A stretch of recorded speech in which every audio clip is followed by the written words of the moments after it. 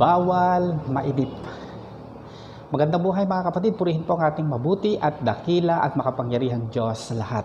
Tayo po ay manalangin. Dakilang Diyos, salamat po sa mga sandaling ito. Amin pong kinukumit ang aming learning time. Muli, ikaw po ang siyang magpaalala sa amin, magturo mula sa iyong mga salita, at ang mga salita mong ito ay patuloy po maging kalakasan sa amin at patuloy na maging panuntunan namin. Purihin ka, Panginoon, at ikaw po papapurihan sa amin pong mga gagawin na pananalangin. We thank you, Father God, in the name of our Lord Jesus Christ. Amen, amen, and amen. Sa aklat po ng Ikalawang Hari, Kabanatang 6, talatang 24 hanggang 33, hindi nagtagal, tinipon ni Haring Ben-Hadad ang buo niyang hukbo at kinubkob ang Samaria. Dahil dito ay nagkaroon ng tagutom sa Samaria, ano pat ang isang ulo ng asno ay nagkahalaga ng 80 pirasong pilak, at 5 naman ang kalahating litro ng dumi ng kalapati. Minsan ang namamaybayang hari sa pader ng lungsod, tinawag siya ng isang babae, "Mahal na hari, tulungan po ninyo ako." Sinabi niya, "Kung hindi ka ba tulungan ni Yahweh, ay saan ako kukuha ng itutulong ko sa iyo? Wala akong makukuha sa giikan o sa pisaan ng ubas."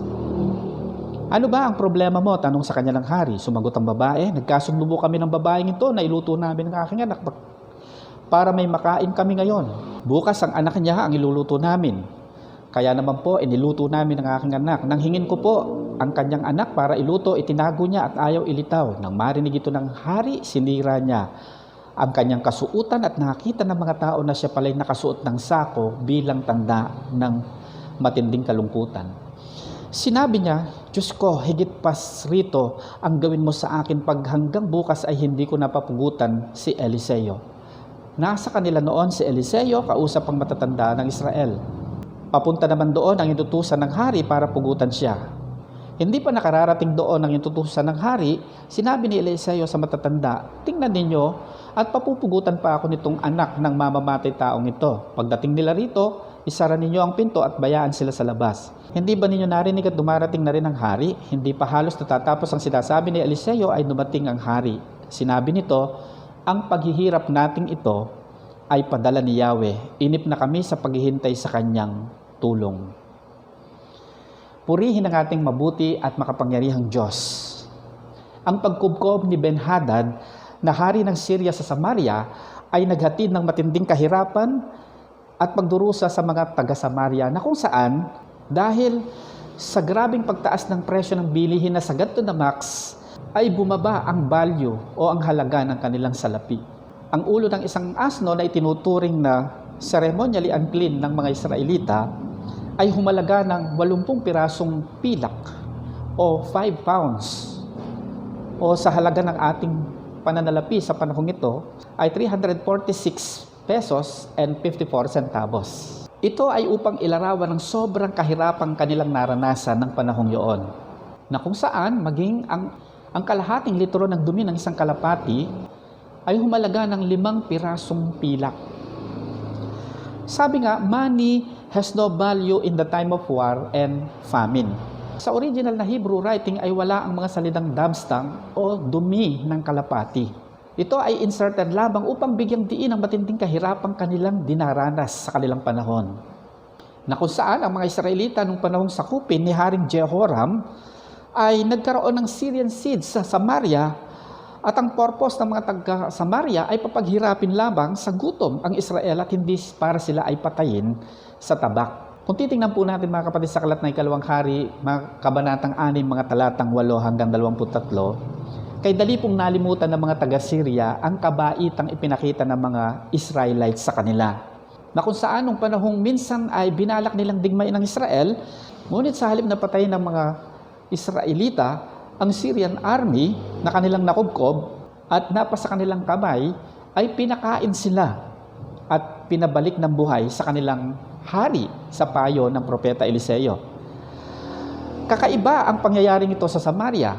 Sila na nagpakain sa mga Syrian army noong una, ngayon ay halos sila naman ng walang makain, halos walang maibili ng pagkain. Sa labis na paglala ng kahirapan ay nagkaisang 2 babae na salitang iluto ang kanilang mga anak upang meron silang makain. Madalas, kung hindi man po sa lahat, kapag irrelevant ang mga nangyayari, ayon sa expectation ng tao, Sa naturalesa ng tao, kapag siya'y nahihirapan, gumagawa ng sariling solusyon ng tao sa pinagdadaanan, sitwasyon na hindi na pinag-iisipan at hindi na pinag-aaralan ng gagawin, to the point na ang sarili mismo ang mahihirapan at mapapahamak.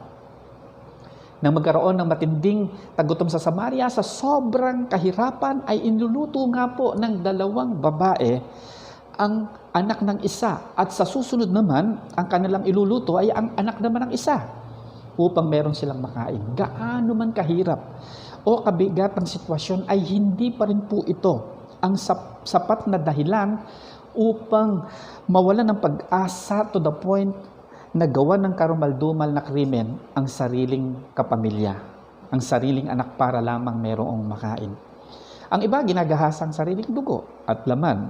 Ang iba iniiwan ng anak sa basurahan. At ang iba inaabandona ang pamilya at tumatakas sa kahirapan na kanilang o sa pananagutan na nakaatang sa kanilang balikat. This is not only injustice, but selfishness and unfair treatment to the highest level. Sino ang unang pumoprotekta sa anak? Di po ba mga kapatid? Ang mga magulang. Sila ang unang kinakikitaan ng proteksyon o pagprotekta sa kanilang pamilya, lalo pa sa kanilang mga anak. Ano ang nangyari sa 2 inang ito? Dito sa ating teksto, hindi po makatarungan ang ginawa ng 2 babaeng ito. Ipinapakita lamang po dito mga kapatid na sa panahon ng digmaan ng matinding hirap, hindi mo po alam kung sino talaga ang iyong kakampi at kalaban. Ika nga ay survival of the fittest. Ika nga ay matirang matibay. Ganon ang kalakaran ng mundo. Ano po ang naging reaksyon ng hari nang mabatid niya ang sobrang kahirapang nagbunsod sa 2 babaeng ito na iluto ang kanilang mga anak upang may makain sila. Nang mabatid dito ng hari, sinira niya ang kanyang kasuotan. Tanda ng pagdadalamhati at kalungkutan at nanumpang papupugutan ng ulo, si Eliseo na lingkod ng Diyos. Ang kagyat na naisip, nasabi at nagawa ay violent reaction at hindi positibong tugon sa problema. Madalas, attacking the people and not finding the real solution for the real problem. Looking for somebody to blame instead of humbling before God. Sinisi niya si Eliseo sa nangyari. Sa halip na magsisi at humingi ng tawad sa sariling kasalanan, nang hihinayang sa kabutihan at kabaitang ipinakitungo ng Israel sa Syrian army na kailan lang ay ayon sa ipinayo ng propeta. Dahil ang iginanti sa kanila ay panggigipit na humantong sa kanilang kahirapang dinaranas. Kung hindi na sana nila binuhay ang mga taga-Syriang ito yung kanyang nasa isip. Di sinsanay ang mga taga-Syriang ito'y hindi sakit ng ulo ngayon at walang kahirapang nararanasan. Bakit mo kailangang isisi sa lingkod o sa sino man ang nagaganap na kahirapan sa buong bansa? Dapat bang isisi sa lingkod kapag walang nangyayari at hindi lumalago ang iglesyang pinagdalhan sa kanya?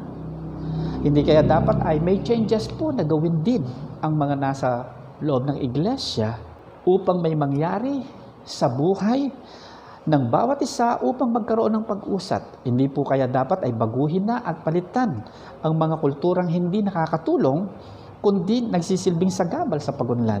Nakakalungkot naman po kung sa kabila ng mga problema ay magsisisihan, magbabatuhan ng maibibintang sa isa't isa. Lalo na ngayon sa dinaranas po ng ating bansa, sa halip na silipin ng gobyerno, sa halip na magsisihan, sa halip na magkaroon ng pagbabatuhan, ang dapat pong maisip ng mga tao, ang dapat po nating makita ay lumapit tayo sa Diyos, magpakababa sa Kanya at humingi ng karunungan upang maging cooperative, upang magkaroon ng solusyon o kung hindi man ay mapagaan ang problema at maging bahagi ng solusyon. Ang sabi ng hari, ang paghihirap natin ito ay padala ni Yahweh. Inip na kami sa paghihintay sa kanyang tulong. Sa halip na magpakababa ang hari, okay na sana, napakaganda na siya ay natuklasan ng taong bayan na nakasuot ng sako bilang tanda ng matinding kalungkutan. Subalit, false humility sapagkat yung kanyang kalungkutang nararanasan ay hindi po kalungkutan ng pagpapakababa at pagsisisi sa kasalanan ng kanilang bansa. At dito nga po, sa huling talata na ating pong binasa ay makita po natin na sinisisi niya ang Diyos, sinisisi niya ang lingkod ng Diyos, sinisisi niya ang propeta at sinasabing ang kahirapang ito'y padala ni Yahweh. Mga kapatid, kung ang paghihirap man na ito at pagdurusa ay padala ni Yahweh, mayroon bang maitutulong ang pagrereklamo at pagkainip upang matapos na ang krisis na pinagdadaanan? Makalulutas ba ang pagrereklamo at pagsilip ng maibubutas sa ating kapwa upang malutas ang problema, upang matapos ang krisis na ito na pinagdadaanan ng buong mundo, hindi lamang po ng ating bansa? Siyempre hindi po. Kung kaya nga po, makikita natin dito, sa halip na questionin ng mga taong nakapaligid upang maging maayos ang suliranin, ay mag-evaluate ng sarili, lumapit sa Diyos, magpakababa, at magkaisang manalangin, magkaisang dumulog sa Diyos, magtiwala pa rin sa Diyos. At kapag dumulog sa Diyos ay huwag mainip sa kung kailanman tutugon ng Diyos at kung kailanman matatapos ang problema, kung kailanman magkakaroon ng solusyon ang krisis, ang problema. Ang ginawa ng dalawang babaeng ito ay isang pagkakamali na hindi maaaring makapagbigay ng solusyon sa kanilang nararanasan. May kasabihan nga po tayo, ang pagkakamali ay hindi maitutuwid ng isa pang pagkakamali. So paano po natin ilalapat ito sa ating buhay, mga kapatid? Una, tanggapin ang mga pangyayari ng maluwag sa kalooban. Pangalawa, manalangin, pumanatag at maghintay sa kahabagan ng Diyos na darating. Ikatlo, huwag maghanap ng sisisihin, lalo lamang lalala ang sitwasyon. Pang-apat, lalong huwag sisisihin ng Diyos, kundi magpakababa pa rin, tumiwala pa rin. Ano po sabi po ng Panaghoy, Kabanatang 3, talatang 37 hanggang 39, walang anumang bagay na mangyayari ng hindi sa kapahintulutan ni Yahweh. Nasa kapangyarihan ng kataas-taasang Diyos ang masama at mabuti. Bakit tayo magrereklamo kung tayo pinarurusahan dahil sa ating mga kasalanan? Instead of complaining and blaming others, start contemplating. Bakit pa nangyari ito sa akin? Ano ba ang tinuturo sa akin ng Diyos? Ang paghihintay sa katugunan ng Diyos ay katulad po ng pagtatanim na may 3 season. Sowing season, waiting season, and harvest season. Maaaring nasa waiting period ka na, kaya dapat bawal pong mainip. Tandaan na ang Diyos ay tapat sa kanyang mga pangako. Siguradong ikaw po ay aani ng sagana sa tamang panahon kung hindi ka susuko. Sabi nga po ng Galatians 6:9, let's not become weary in doing good, for at the proper time we will reap a harvest if we do not give up. Kapatid, naiinip ka na ba? Dahil ang tagal na ng krisis na ito, mahigit 1 taon na.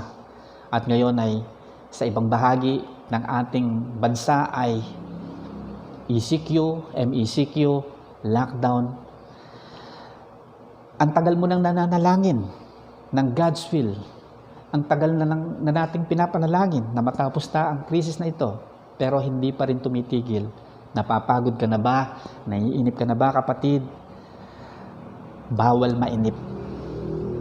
Ang tugon po ng Diyos ay hindi po ayon sa ating nais, kundi ayon sa ating pangangailangan. Ano ba ang tinuturo sa atin ng Panginoon sa krisis na ito? Hindi kaya tayo tinuturuan ng Panginoon na lalong magtiwala sa Kanya?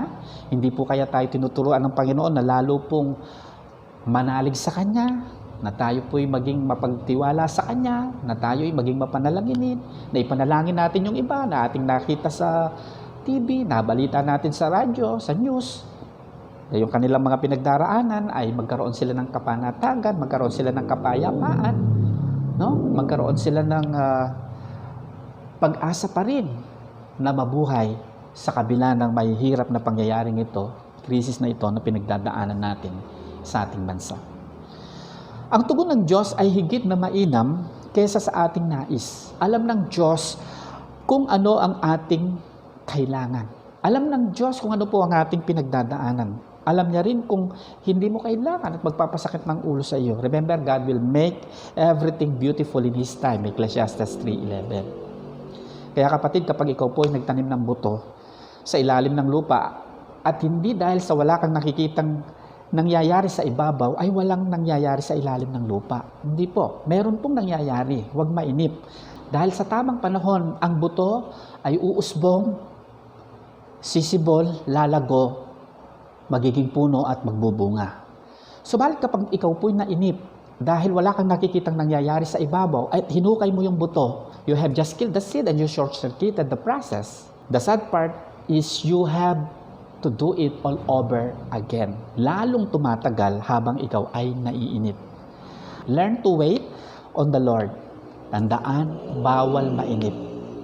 Tiwala sa Diyos, lumapit sa Diyos, patuloy na panghawakan ang mga pangako ng Diyos at matuto sa ating pong mga kalagayan, matuto sa ating sitwasyon, matuto sa ating pong mga krisis na pinagdadaanan. Tayo po'y manalangin. Panginoon, salamat po dahil ikaw po ang kagaanan ng kapayapaan namin sa panahon ng paghihintay. Dalangin ko po na patuloy pong piliin pa rin po namin ang maging masaya at pumanatag kahit sa panahon ng krisis at sa paghihintay sa iyong ganap na kalooban sa aming buhay. Salamat po Panginoon sa biyaya ng aralin ng buhay sa araw na ito. O Lord God, lead us always to be happy and making the best of every opportunity while waiting for the right time. Thank you, Father God. We ask this in the name of our Lord Jesus Christ. Amen, amen, and amen.